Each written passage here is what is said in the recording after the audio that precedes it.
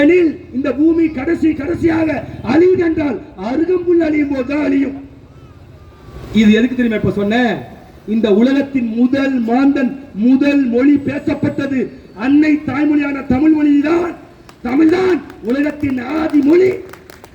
எனில் தமிழன் தான் உலகத்தின் ஆதி மகன், முதல் மகன், இந்த பூமியின் முதல் மகன். எப்படி அழிவா? கடைசி சண்டை எங்க நடக்கும்? இந்த பூமியோட கடைசி சண்டை எங்க நடக்கும்? யோசிங்க. பாருங்க, ஜிடிபிக்கு 1 டிரில்லியன் பொருளாதாரத்தை நோக்கி தமிழ்நாடு போகுதுன்னு சொல்றாங்க. அந்த பொருள் உற்பத்தி எந்த பொருளை அடிப்படையாக கொண்டது? எந்த பொருளை அடிப்படையாக கொண்டது? தமிழ்நாட்டுடைய பொருளாதார உற்பத்தி இன்னைக்கு சாராய பொருளாதார உற்பத்தி, சாராயத்தை அடிப்படையாக வச்சு உற்பத்தி பண்ணிக்கிட்டு இருக்கா. ஆனா தமிழ்நாடு எப்பேற்பட்ட நிலம் தெரியுமா? சொர்க்க பூமி. இந்த பூமியோட சொர்க்கம்.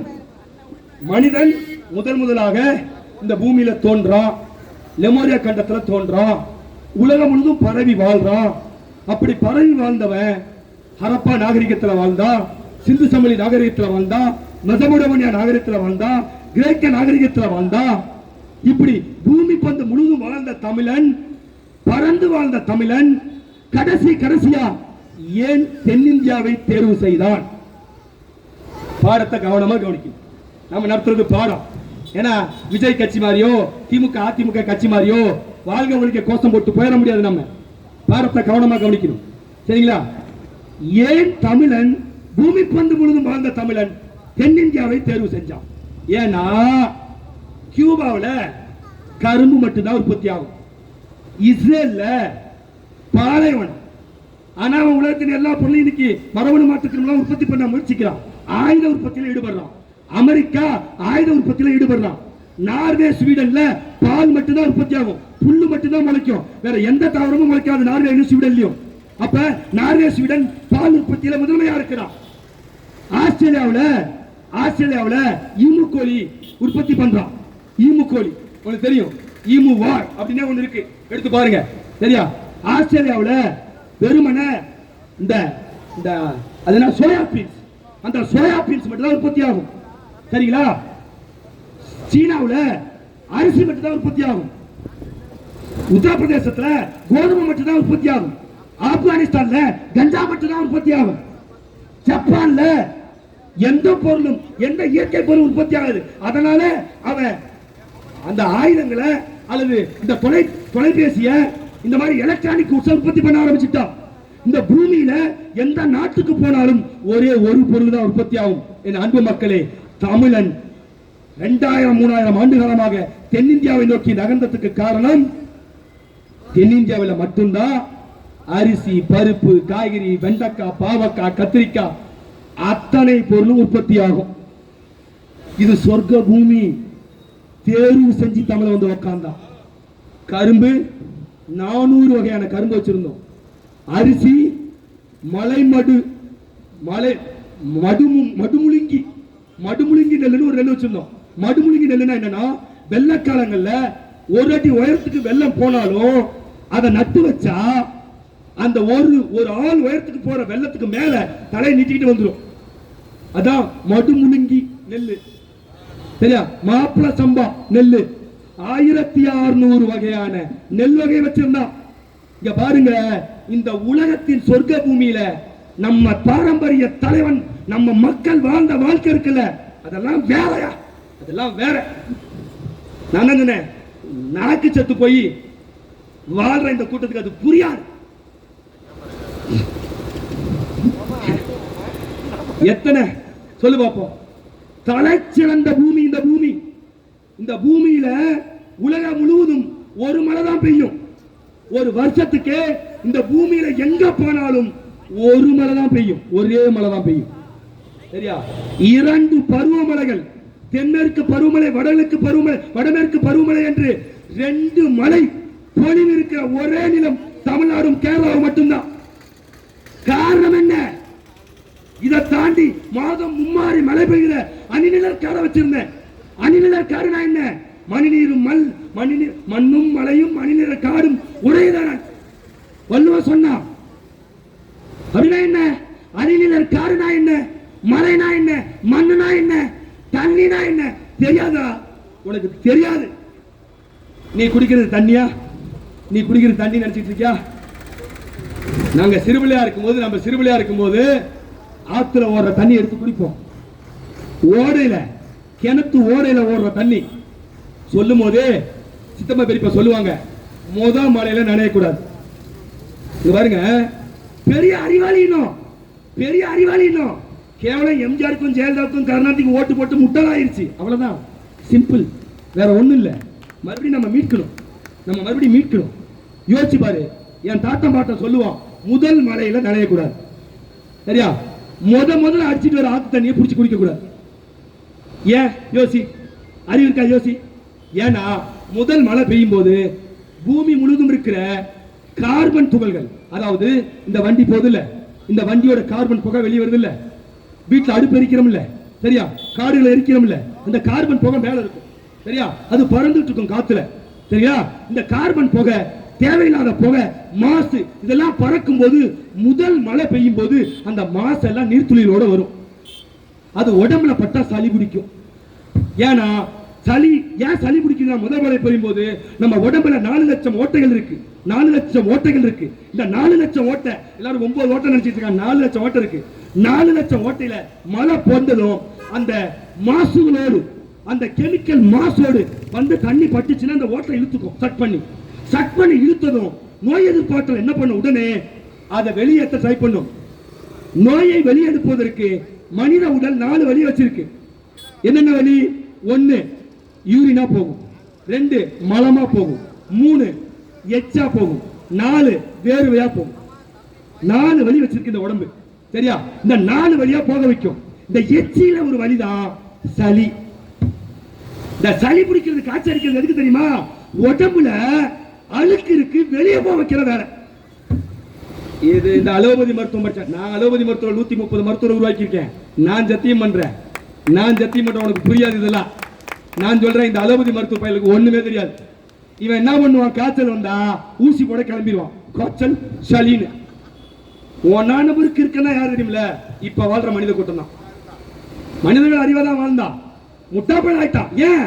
கருணாநிதிக்கு ஜெயலலிதா ஓட்டு போட்டா அறிவாளியோட ஆவ, கருணாநிதிக்கு ஜெயலலிதா ஓட்டு போட்டா நீ அறிவாளியோட ஆவ, முட்டாதான் ஆவ. ஏன்னா ஊசி போட போக கூடாது. காய்ச்சலும் சளியும் வந்தா குறைஞ்சபட்சம் 3 நாளைக்கு நீ ரெஸ்ட் எடுக்கணும், படுத்து தூங்கணும்.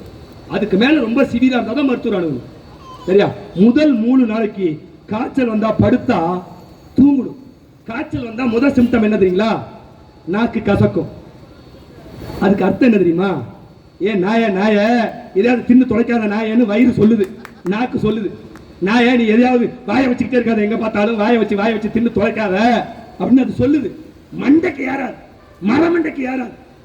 ஏன் நாக்கு கசக்குதுன்னா அர்த்தம் என்னன்னா எதையும் சாப்பிடக்கூடாது. ஏன்னா வயிற்றுக்கு வேலை கொடுத்தா நோய் எதிர்ப்பாற்றல் வேலை செய்யாது. வயிற்ற காய்ச்சல் வந்தா வயிற்ற பட்டினியா போட்டா, ஒரு வேளை 2 வேளை பட்டினியா போட்டினா தானாவே உடம்புல இருக்க எல்லா அழுக்கையும் பிச்சு வெளியே அனுப்பிடும் உடம்பு. அதனாலதான் தமிழ் மருத்துவம் சொல்லுச்சு, உடலே மருத்துவர், உணவே மருந்து. உணவு தான் மருந்து, உடல் தான் மருத்துவர். சரியா? அப்படி வாழ்ந்த, அறிவோடு வாழ்ந்த ஒரு இனத்துக்கு சாபக்கேடா எம்ஜிஆர், கருணாநிதி, ஜெயலலிதா, விஜயகாந்த், கமலஹாசன்.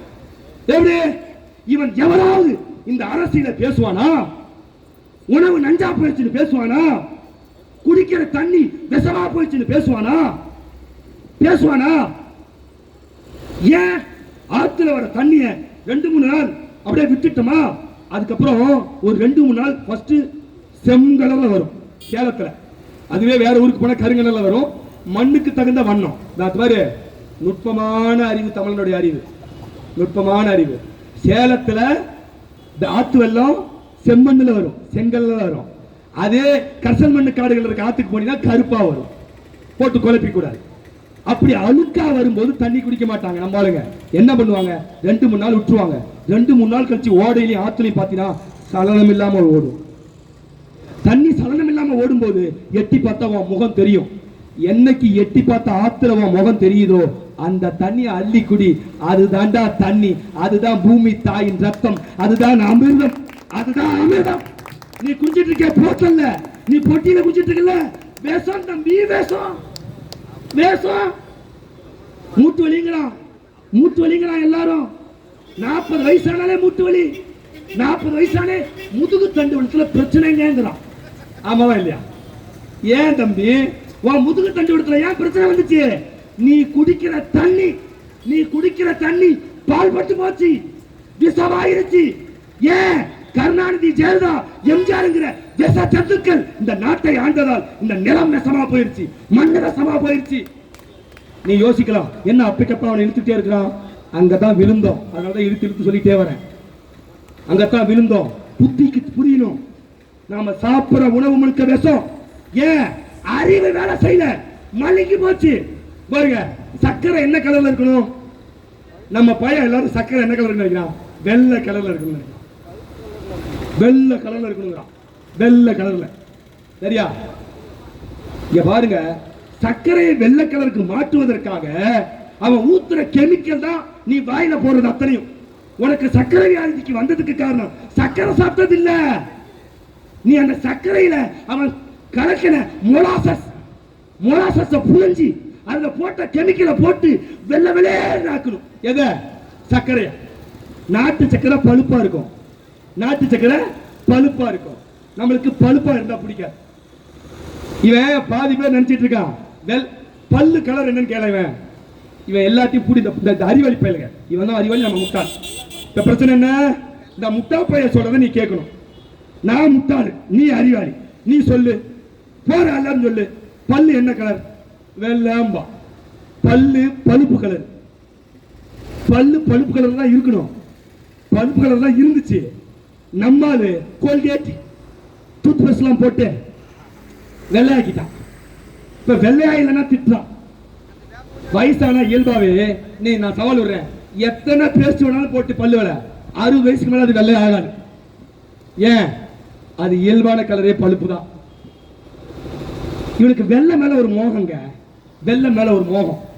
இந்த நீங்க முள்ளங்கி சாப்பிடுறீங்கல்ல, முள்ளங்கி சாப்பிடுறீங்கல்ல, நான் பாடம் நடத்த வந்திருக்கேன். இது அரசியல் பாடம் மட்டும் இல்ல, வாழ்வியல் பாடம்.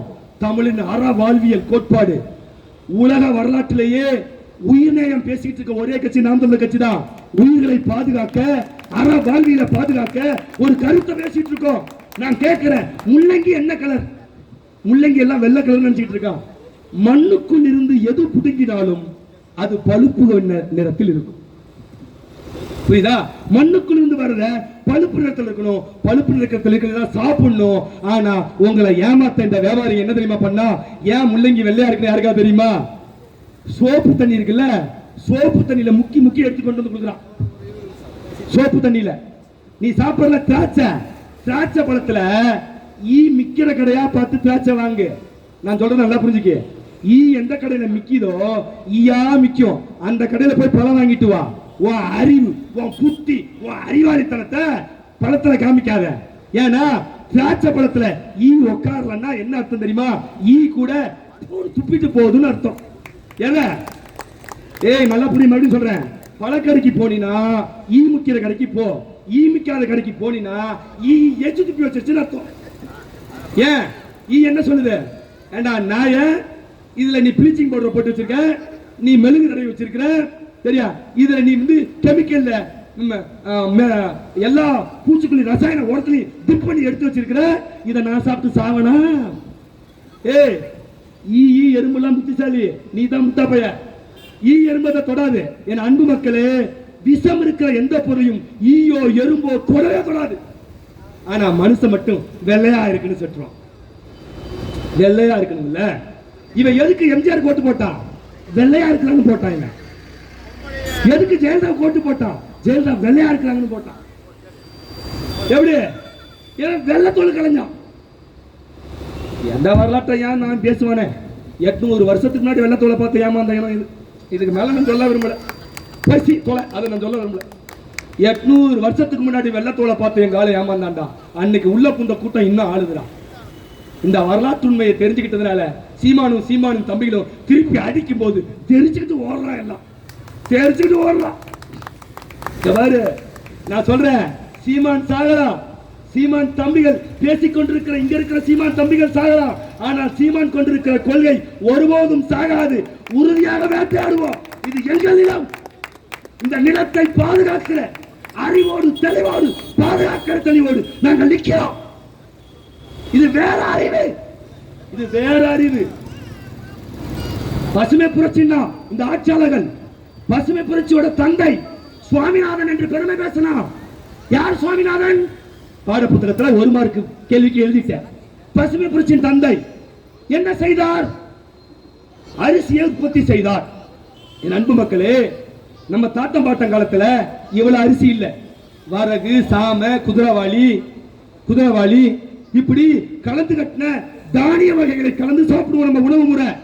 இந்த பசுமை புரட்சி வந்து என்ன பண்ணானா, எல்லாரையும் நெல்லு போடுன்னா ஒற்றை பயிருக்கு திருப்பி விட்டான். நெல்லு போட்டதன் விளைவு இன்னைக்கு தான் எல்லார் வீட்டிலையும் 3 வேளையும் அரிசி சாப்பிடுறோம். எங்க தாத்தா காலத்துல எனக்கு நினைவு தெரிஞ்சு, எனக்கு நான் சிறுபிள்ளையா இருக்கும் போது எங்க வீட்டுல கம்மங்கூழு, கேவுரு கூழு வாரத்துல 3 நாள் இருக்கும். இரவு நேரங்கள்ல கேவுரு களியை கிண்டி, கேவுரு களியை கிண்டி முருங்கைக்கீரை குழம்பு ஒண்ணு வைப்பாங்க. அமிர்தம், அமிர்தம். அது கிடைக்கவே மாட்டேங்குது. என் பொண்டாட்டிக்கெல்லாம் செய்யவே தெரியல. செஞ்சாதான் திங்க. Too late. சாவுக்கு பக்கத்தில் இருக்க. கடைசி மணி அடிக்க வந்திருக்குது நாம் தமிழர் கட்சி. கடைசி மணி, செத்து போயிடுவேன். எல்லா விதமான உணவையும் சாப்பிட்டு இருந்தோம். பசுமை புரட்சின்னு ஒண்ணு கொண்டு வந்து ரசாயன உரத்தையும் பூச்சிக்கொல்லி மருந்தையும் கொட்டி மொத்தமா அடிச்சான். இப்ப விளைவு என்ன? என் அன்பு மக்களே, மண் மலடானுச்சு. மண் மலடானா என்ன? இப்ப கேள்வி, மண்ணு தானே. பூச்சிக்கொல்லி மருந்தையும் ரசாயன உரத்தையும் கொட்டி கொட்டி மண்ணை மலடாக்குற என்ன பிரச்சனை? என் ராசா, சரியா? இந்த உடம்பு இருக்குல்ல, இந்த உடம்பு நீ நானும் நிக்கிறோம்ல, இந்த உடம்பு எதால் ஆனது சொல்லுங்கள். நான் யார்? யாராவது ஒருத்தர் சொல்லு, இது யார்? இந்த உடம்பு என்ன உடம்பு? எப்படி உருவானுச்சு? நான் எங்க அம்மா கொடுத்த பாலை குடித்தேன். எங்க அம்மாவுக்கு பால் எப்படி உற்பத்தி ஆனுச்சு? எங்க அம்மா இட்லி சாப்பிட்டாங்க, மீன் சாப்பிட்டாங்க, கறி சாப்பிட்டாங்க. சரி, பால் குடிச்சு வளர்ந்தேன். அப்புறம் என்ன சாப்பிட்டேன்? இட்லி சாப்பிட்டேன், ஆட்டுக்கறி சாப்பிட்டேன், கோழிக்கறி சாப்பிட்டேன், அரிசி சாப்பிட்டேன், கோதுமை சாப்பிட்டேன், சப்பாத்தி சாப்பிட்டேன், எல்லாமே சாப்பிட்டேன்ல. இப்ப சொல்லுங்க, நான் யார்? நான் யார்? நான் உணவுதான். நான் யார்? நான் உணவுதான். சரியா? நல்லா புரிஞ்சுக்கணும். அறிவு இருக்க மட்டும் நில்லு, மத்தவங்க கிளம்பு. அறிவு இருக்கிறவன், புத்தி இருக்கிறவன், பழைக்கிறவன் மட்டும் நில்லு. வாழ்வியல் பாடம் இது. நான் யார்? நான் யார்? நான் உணவு. ஆமாவா இல்லையா? நான் எப்படி உருவானேன்? உணவால் உருவானேன். சரி, இந்த உணவு எப்படி உருவானுச்சு? தொல்காப்பியம் சொல்லுது, அறிவு மரபு. தொல்காப்பிய அறிவு மரபு சொல்லுது. நீ எங்க தொல்காப்பியத்தை படிச்ச? நீ படிக்கல. நான் சொல்றேன் கேளு. நான் உணவால் ஆனவன். ரைட்டா? உணவு தான் என்ன உருவாக்குனுச்சு.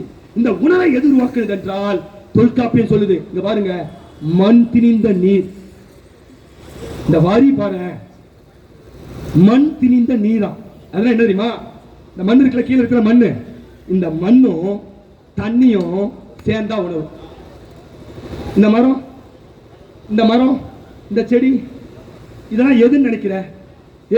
இதெல்லாம் உலகத்தின் ஆகச்சிறந்த அறிவியல். இத தொல்காப்பியம் பேசியிருக்கிறான். தொல்காப்பியம் பேசியிருக்கான். மண் திணிந்த உணவு. இந்த மரம், செடி, கொடி அனைத்தும் என்ன? மண்ணும் தண்ணியும் சேர்ந்தது. யோசி பாரு. இப்ப தண்ணியை பிரிச்சுட்டா அது மண்ணு. இப்ப நான் உனக்கு மறுபடியும் வேற மாதிரி சொல்றேன்.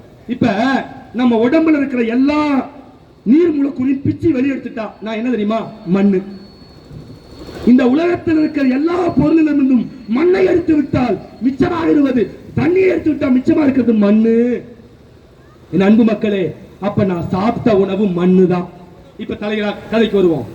இந்த இந்திய ஆட்சியாளர்கள், இந்த திராவிட ஆட்சியாளர்கள் இந்த ரசாயன உரத்தை கொண்டு வந்து கொட்டினாங்கல்ல, அது என்ன தெரியுமா? மண்ணை மலராக்கியது. என் அன்பு மக்களே, மண்ணு மலடானுச்சு. மண்ணில இருந்து வந்த உணவை சாப்பிட்ட நீயும் நானும் மலடாய் போனோம்.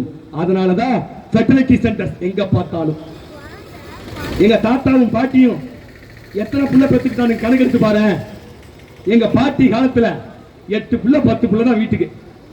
சும்மாங்க, அதெல்லாம் அது சும்மா விளையாட்டு மாதிரி. அவங்களுக்கு எப்படி தெரியுமில்ல? ஒரு தாய் குழந்தை பெற்று அடுத்த நாள் வேலைக்கு போன சமூகம் இந்த சமூகம். அடுத்த நாள் வேலைக்கு. இப்பெல்லாம் 9 மாசம் லீவ் கேட்கலாம். அத 12 மாசமா மாத்த சொல்றான் அரசாங்கத்திட்ட. ஏன்? டயர்டா இருக்குதா பெண்களுக்கு. நான் தப்பு சொல்லல, காரணம் சொல்றேன். பெண்கள் டயர்ட் ஆயிட்டாங்க. பெத்துக்கிட்டது எத்தனை புள்ள? 10 புள்ள. அது எதை வச்சு பெத்துக்கிட்ட? ஃபெர்டிலிட்டி சென்டருக்கு போய் மருந்து போட்டு கத்துக்கிட்ட.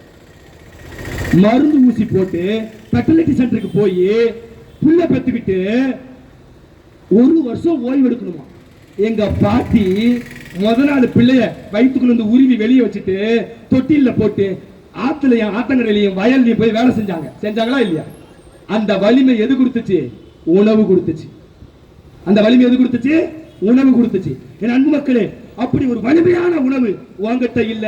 உணவு மண் மலடானுச்சு, உணவு மலடானுச்சு, அதனால் உடல் மலடானுச்சு. அப்ப இந்த ரசாயன உரங்களுக்கு எதிராக பேசுகிற ஒரு கட்சி உண்டா? இயற்கை விவசாயம் வேணும்னு பேசுற ஒரு கட்சி உண்டா? விவசாயத்தை அரசு பணின்னு சொல்ற ஒரு கட்சி உண்டா? சீமா மாடு மேய்க்க சொல்றான்னு கிண்டல் பண்றான். கிண்டலுக்கு நக்கல் நையாண்டி. சீமான் எங்க மாடு மேய்க்க சொன்னா? அவன் கையை பிடிச்சி எடுத்துட்டு போனானா? வாடா மாடு மேய்க்க சொன்னானா?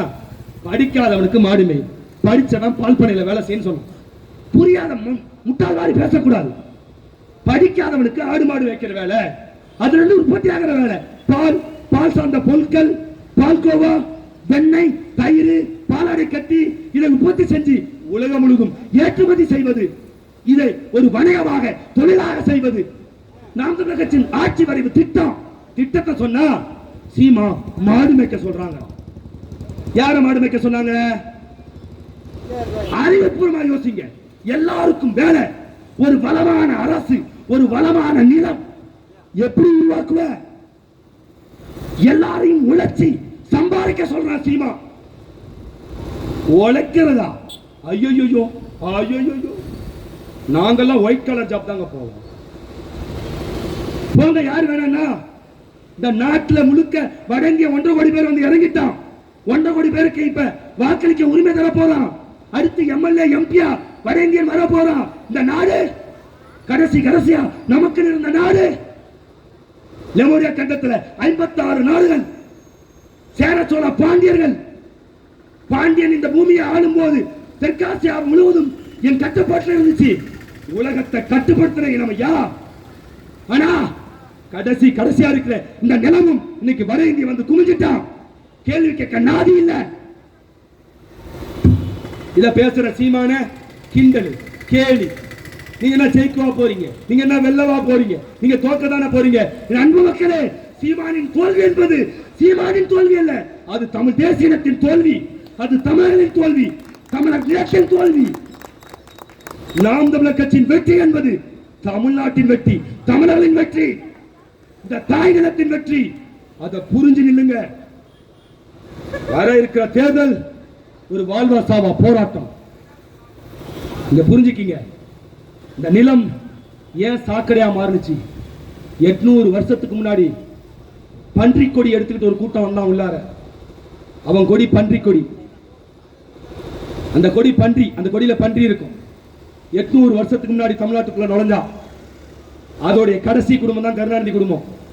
அந்த குடும்பத்தை அந்த நீட்சி, அந்த ஓங்கோல் குடும்பம் இருக்குல்ல, அந்த ஓங்கோல் குடும்பத்தோட நீட்சி எது தெரியுமா? ஆந்திரா திரிவடுகத்துல இருந்து, ஒரிசாவில் இருந்து, ஆந்திராவில் இருந்து ஒரு கூட்டம் 800 வருஷத்துக்கு முன்னாடி புலிக்கொடியை தூக்கிட்டு வந்தான். அதுவும் போர் செஞ்சு வரல, பிச்சை கேட்டு வந்தான். அங்க இஸ்லாமிய மன்னர்கள் அடிச்சு வரத்த போது வாழ வழி இல்லாம முகலாய மன்னர்களுக்கு பயந்து ஒண்டி பிழைக்கிறதுக்காக வந்தான். எங்க வந்தான்? தமிழ்நாடு முழுவதும் வந்தான். வந்து தமிழர்களை டிவிடெண்ட் ரூல் பிரிச்சு விட்டான். பிரிச்சு தமிழ் மன்னர்களை வீழ்த்தினான். நம்ம முன்னாடி சொன்ன மாதிரி வெள்ளத்தோலுக்கு நம்மளால ஏமாந்தான். விளைவு என்ன? எல்லா நிலமும் பறிபோனுச்சு. கடைசி என்ன தெரியுமா பண்ணா? பாளைய பத்துகளா பிரிச்சான். உங்களுக்கு தெரியுமா? இந்த சீலிநாக்கியம்பட்டி ஏன், பெத்தநாக்கியம்பாளையம் ஏன், எல்லா ஊர்லயும் பாளையம் அது என்ன காரணம்? என்னைக்காவது யோசிச்சிருக்கீங்களா? ஏன் தெரியுமா பாளையமா பிரிச்சா? பாளைய பட்டுகளாக பிரிச்சு தமிழரை அடிமைப்படுத்தினா. அப்படி அடிமைப்படுத்தி 800 வருஷமா ஆண்டு இந்த நிலம் நல்லா இருந்தா பரவாயில்ல. இப்ப இவன் என்ன சொல்லுவான்? தமிழர்கள் தான் இந்த நிலத்தை ஆள வேண்டும், ஆளும் உரிமை தமிழர் எனக்கே உண்டு. சீமான் சொன்னதும் ஏன் தமிழர் ஆளணும்? நல்லவன் ஆண்டா போதாதாங்கிறான். எப்படி சொல்றான் பாரு, நல்லவன் ஆளலாம்ங்கிறான். இப்ப ஏன் கேள்வி என்னன்னா, நல்லவன் ஆள்றதா இருந்தா இந்த ஆந்திரா குடும்பம் ஆள்றதுக்கு பதிலா, சரியா, இந்த நாயக்க பேரரசு நீச்சி ஆள்றதுக்கு பதிலா ஆங்கிலேயம் ஆண்டு இருக்கலாம். ஏன் தெரியுமா? ஆங்கிலேயன் தான் தொடர்வண்டி போட்டான். ஆங்கிலேயர் தான் மெக்காலே கல்வின்னு கொண்டு வந்து ஒட்டுமொத்த இந்திய வரலாற்றிலே அனைவரும் கல்வி கற்கலாங்கிற முதல் சட்டம் போடப்பட்டது மெக்காலே காலத்துல. அதுக்கு பேர் தான் மெக்காலே கல்வி திட்டம். ஆங்கிலேயர் தான் கல்வி கொடுத்தான், ஆங்கிலேயர் தான் சாலை போட்டான், ஆங்கிலேயர் தான் தொடர்வண்டி சாலை போட்டான், ஆங்கிலேயர் தான் இந்த நிர்வாக ஒழுங்கை கொண்டு வந்தான், 600 மன்னர்களை வீழ்த்தி மக்களாட்சி முறையை கொண்டு வந்தான் ஆங்கிலேயர் தான். அவன் நல்லவன் தானே, அவன் நல்லவன் தானே, அவனை ஆள வச்சிருக்கலாமே. அப்புறம் ஏன் வெள்ளையிலே வெளியேறியக்கும் ஏன் கட்டப்பட்டுச்சு? ஏன்னா வெள்ளைய அவன் இனத்தவன் அல்ல. அதனால் கருணாநிதி குடும்பம் ஆளலாமே, நல்லவர்கள் தானே. நீ நல்லவனு சொல்ல மாட்டாது, வேற விஷயம். நல்லவன் தானே விஜய், ஆளலாமே, நல்லவன் தானே. அப்படி இல்ல தம்பி, இந்த நிலத்தை நல்லவன் ஆளக்கூடாது, ஒரு வல்லவன், ஒரு கொள்கை பிடிப்புள்ளவன் இந்த நிலத்தின் மகன் ஆகணும். அப்படி ஆளாம போனா என்ன ஆகும்? கடைசியா ஒண்ணு சொல்றேன் என் அன்பு மக்களே, கடைசியா ஒரு குட்டி கதை. ஒரு உளவியல் ஆராய்ச்சியாளர் அவங்க பையனை வச்சு ஒரு ஆராய்ச்சி செஞ்சார். அவங்க சொந்த மகனை வச்சு, சிறு பிள்ளை, ஒரு சின்ன பிள்ளை, ஒரு 3 வயசு பிள்ளையை எடுத்து அதே போல 3 வயசான சிம்பன்சி குரங்கையும் எடுத்து, சிம்பன்சி குரங்கையும் மனுஷ குழந்தையும் ஒரே வீட்டில் வளர்க்கலாம். யாரு? ஒரு ஆராய்ச்சியாளர். அந்த பையன் பேரு டொனால்டு. அந்த டொனால்டுங்கிற பையனை வச்சு குகாங்கிற ஒரு சிம்பன்சி குரங்க, குகாங்கிற ஒரு சிம்பன்சி குரங்க வச்சு ஒரு ஆராய்ச்சி. இந்த ஆராய்ச்சியோட முடிக்கிறேன். லட்சம் கதை இருக்கு. ஒண்ணுல அடுத்த வாரம் வேற சந்தையில பேசிட்டு இருப்பாங்க, வாங்க பேசுவோம். லட்சம் கதை இருக்கு. அதுக்கு அடுத்த வாரம் அந்த சந்தையில பேசிட்டு இருப்போம், வா பேசுவோம். எண்ணு மட்டும் வாங்கி வச்சுக்க, கட்சிக்காரன் எண்ணு மட்டும் வாங்கி வச்சுட்டு வா, தினமும் பேசுவோம், வார வாரம் பேசுவோம். ஏன்? தேர்தலில் ஓட்டு வாங்குறதுக்காக நாங்க பேச வரல, இந்த நாடே எங்களுதுன்னு பேச வந்திருக்கிறோம். நாடு எங்களுது. நீ வந்தா உனக்கு அரசியல் பாடம். இப்ப நான் கடைசி பாடம் உனக்கு சொல்றேன். இந்த டொனால்டும் குகாவும் ஒன்னா வளர்றாங்க. யாரு? 3 வயசு குழந்தை, 3 வயசு சிம்பன்சி குரங்கு. இந்த உளவியல் ஆராய்ச்சியாளர் ஆய்வு செய்யறார். ஒரு நாளைக்கு 12 மணி நேரம் அந்த குரங்கையும் பார்ப்பாரு, குழந்தையும் பார்ப்பாரு. நிறைய 9 மாசத்துக்கு இந்த கேமராலாம் வச்சுட்டார். கேமராலாம் வச்சுட்டு 9 மாசம் ஆராய்ச்சி. காலையில 2 பேருக்கும் ஒரே உணவு. இவரு இட்லி சாப்பிட்டா அவருக்கு இட்லி, இவரு பழம் சாப்பிட்டா அவருக்கும் பழம். அவன் மௌனுக்கு கொடுக்குற சட்ட ஃபேண்ட் அதே சிம்பன்சி குரங்கும் அதே சட்ட ஃபேண்ட். இங்க பாருங்க, அவன் ஒரு ஆராய்ச்சி செய்யறான். 2 ஒப்பிட்டு சரியா செஞ்சுட்டே வரான். 2க்கும் ஒரே மாதிரி உணவு, ஒரே மாதிரி உறக்கம், ஒரே மாதிரி உடை, ஒரே மாதிரி தண்ணி, ஒரே மாதிரி கொடுத்துட்டே இருக்கான். 2 பேரும் வளர்ந்து வந்தாங்க. இப்ப நீங்க சொல்லுங்க என்ன ஆயிருக்கும்? ஒரு 9 மாசம் ஆய்வு. 9 மாசம் கழிச்சு ஒரு உண்மையை கண்டுபிடிச்சா. அது என்ன தெரியுமா? மனிதனோடு சேர்ந்த சிம்பன்சி குரங்கு மனிதன் ஆகல, சிம்பன்சி குரங்கோடு சேர்ந்த மனித குழந்தை சிம்பன்சி குரங்கு மாதிரி மரம் ஏற ஆரம்பிச்சிருச்சு, சாவ ஆரம்பிச்சிருச்சு. பாரு, சிம்பன்சி குரங்கு பிப்பு வந்தா என்ன பண்ணும்? நமக்கு பிப்பு வந்தா இப்படி தேய்ப்போம், குரங்கு இப்படி செய்யும். இந்த குழந்தை அந்த 3 வயசு குழந்தை 9 மாசம் கழிச்சு சிம்பன்சி குரங்கு சொரியிற மாதிரி சொரிஞ்சுதான். இப்படி பார்த்துட்டு அவங்க அப்பனுக்கு பீதி ஆயிடுச்சு. யார்? அவன் ஆராய்ச்சியாளருக்கு பீதி ஆயிடுச்சு. என்னாச்சு? குரங்கு கூட சேர்ந்து மனுஷன் கூட சேர்ந்து குரங்கு மனுஷனாக நான் நினைச்சேன். கடைசியா குரங்கு மனுஷன் கூட சேர்ந்து மனுஷனையே குரங்கா மாத்திருச்சு அப்படின்னு கண்டுபிடிச்சாரா? என் அன்பு மக்களே, 800 வருஷத்துக்கு முன்னாடி இந்த நிலத்துக்குள், ஒரு சொர்க்க பூமிக்குள், ஆக சிறந்த உலகத்துக்குள், இந்த பூமி பந்தின் சொர்க்கத்துக்குள் பன்றி கூட்டம் ஒன்று வந்துச்சு. அந்த பன்றி கூட்டத்தோடு சேர்ந்த தமிழர்களும் பன்றியாக மாறி போனார்கள். பன்றியா போயிட்டான், பன்றி போயிட்டான். காசுக்கு ஓட்டு, சாராயம், போத, சினிமா, கூத்தாடி கும்பலா மாறி பன்றிகளா மாறிட்டான். என் அன்பு மக்களே, இந்த பன்றி கூட்டத்தை 800 ஆண்டுகளுக்கு பிறகு புலிக்கூட்டமாக மாற்றுகிற வேலையை நாம் தமிழர் கட்சியும் சீவானும் செய்து கொண்டிருக்கிறோம். இது புலிகளின் காலம். உறுதியாக வெல்வோம். நன்றி, வணக்கம். நாம் தமிழர்.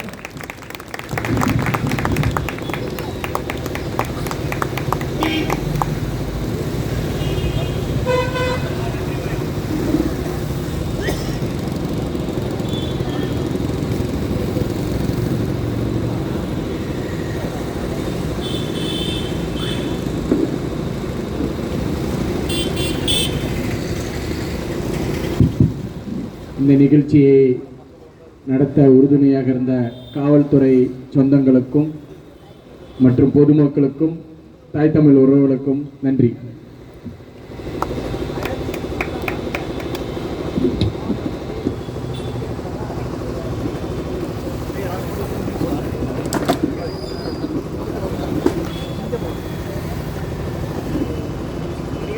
இருக்க எடுத்து